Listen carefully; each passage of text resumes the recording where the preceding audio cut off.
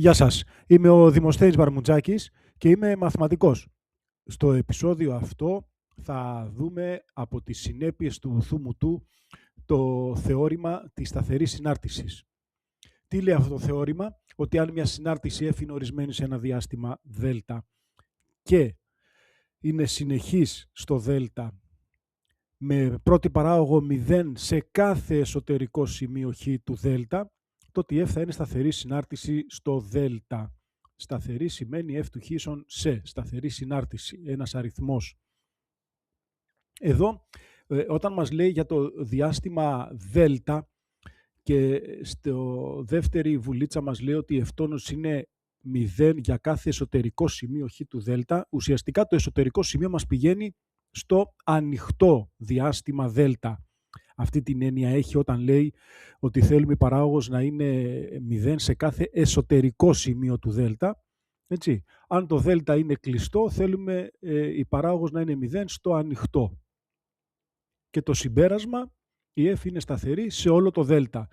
Είτε ανοιχτό είναι, είτε κλειστό είναι το Δ.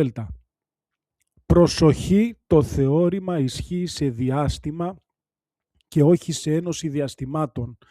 Τι σημαίνει αυτό? Για κοιτάξτε ένα παράδειγμα, μία συνάρτηση. Τη συνάρτηση, μία δίκλαδη. Όλα τα αντιπαραδείγματα που έχετε καταλάβει είναι πάνω σε δίκλαδες. Έστω ότι έχουμε λοιπόν μια δίκλαδη συνάρτηση με τον τύπο 2 όταν το χ είναι μικρότερο του 0 και 3 όταν το χ είναι μεγαλύτερο του 0. Το πεδίο ορισμού αυτής της συνάρτησης είναι το αράστρο, μείον άπειρο 0, ένωση 0 συνάπειρο. Και η F είναι συνεχή στο πεδίο ορισμού της. Η F είναι συνεχής στο πεδίο ορισμού της και η παράγωγος της προφανώς είναι 0 για κάθε χ ανήκει στο μείον άπειρο 0 ένωση 0 συνάπειρο, όμως δεν είναι σταθερή συνάρτηση. Δεν είναι σταθερή.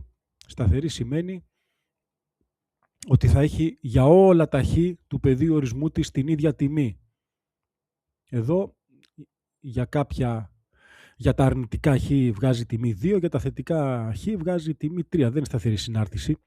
Ικανοποιεί σε εισαγωγικά τις προϋποθέσεις του θεωρήματος που είδαμε, είναι συνεχή στο πεδίο ορισμού της και έχει παράγωγο 0 για κάθε χ ανήκει στο πεδίο ορισμού της, όμως όπως βλέπετε δεν είναι σταθερή. Και τι φταίει γι' αυτό? Ότι το πεδίο ορισμού της είναι ένωση διαστημάτων και όχι διάστημα. Εντάξει, να προσέξουμε λοιπόν αυτή τη λεπτομέρεια. Πάμε να δούμε τώρα ένα παράδειγμα πώς ουσιαστικά αυτό που μας ενδιαφέρει εδώ να μάθουμε είναι πώς θα αποδείξουμε ότι μια συνάρτηση είναι σταθερή. Αυτό είναι το βασικό ζητούμενο εδώ σε αυτό το επεισόδιο. Και εδώ θα δούμε και ένα δεύτερο ερώτημα, να κάνουμε μια προέκταση αυτής της άσκησης. Έχουμε λοιπόν στο παράδειγμά μας μια συνάρτηση για την οποία ισχύει μια σχέση, βλέπετε εκεί, για κάθε χ θετικό και το F του 1 κάνει τόσο. Να αποδείξετε, λέω, ότι η συνάρτηση J του χ ίσον F του χ επί A στη μείον 2 δια χ με χ θετικό είναι σταθερή. Εμείς για να δείξουμε ότι η συνάρτηση J είναι σταθερή, είδαμε στο θεώρημα, πρέπει να ξέρουμε ότι είναι συνεχής και ότι έχει παράγωγο 0. Πάμε. Στο πρώτο ερώτημα λοιπόν θα του πούμε η J είναι συνεχής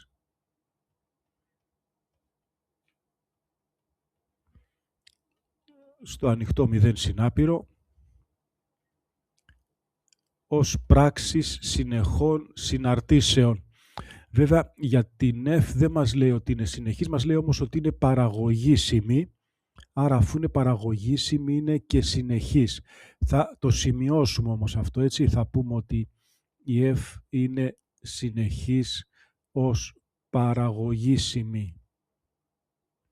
Για να είμαστε εντάξει και να έχουμε δικαιολογήσει πλήρως. Αυτή είναι η πρώτη βουλίτσα μας, η συνέχεια. Στη δεύτερη τώρα πάμε να βρούμε την παράγωγο της J την παράγωγο της G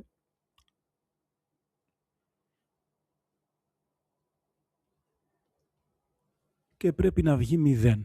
Τι έχουμε εδώ πέρα να παραγωγήσουμε? Ένα γινόμενο έχουμε. Άρα η παράγωγος του πρώτου επί το δεύτερο συν το πρώτο επί την παράγωγο του δεύτερου. Έχουμε λίγη δουλίτσα.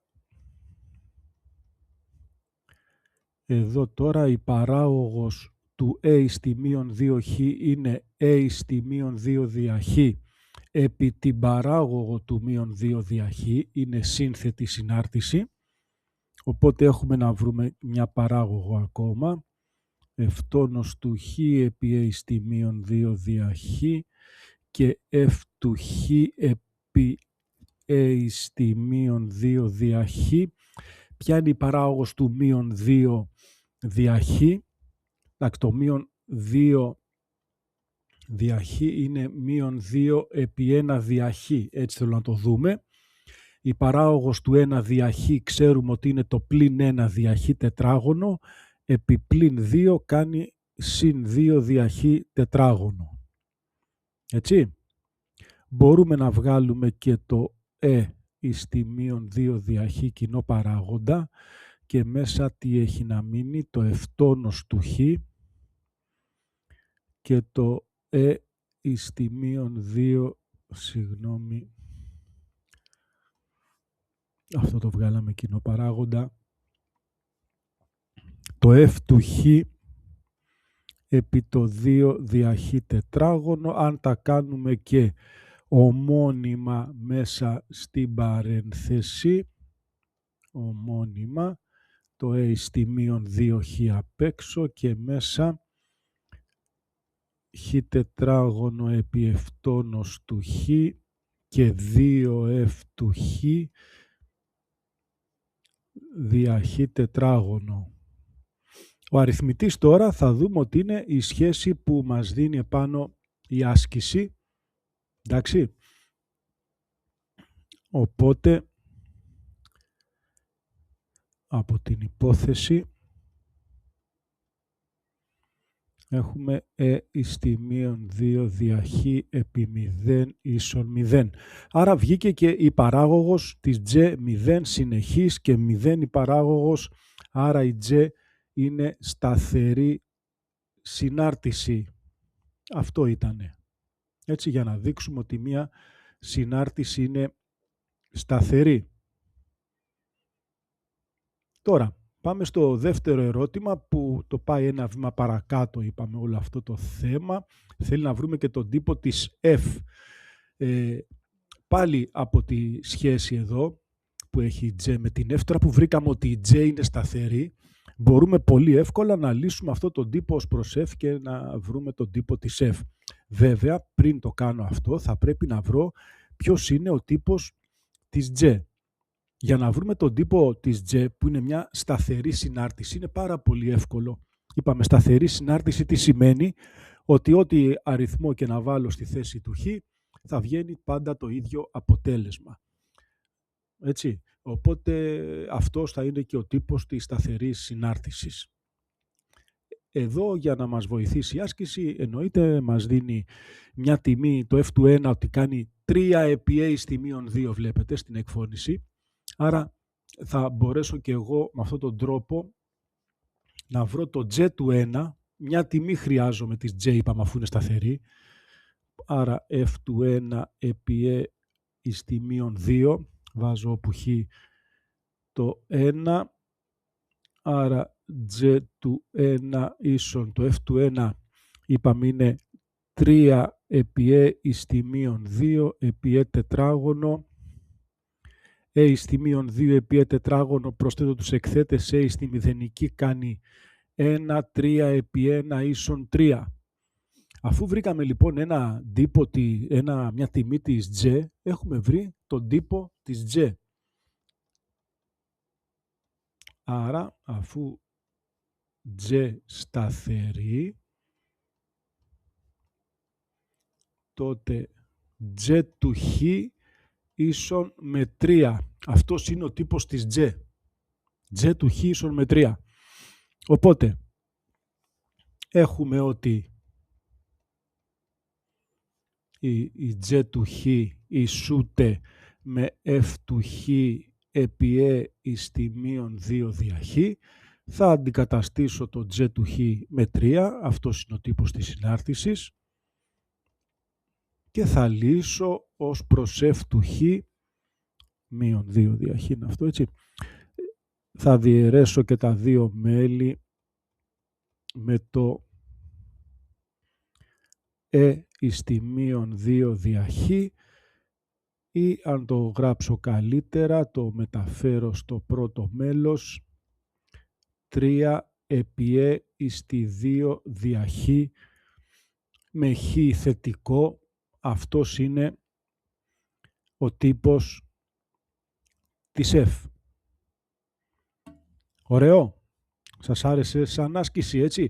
Και για να δείξουμε ότι η J είναι σταθερή, συνεχής και παράγωγος 0, πάντα θα βγαίνει παράγωγος 0. Άμα είναι να δείξουμε ότι είναι σταθερή, θα βγει παράγωγος 0, κάτι θα δίνει άσκηση, έτσι.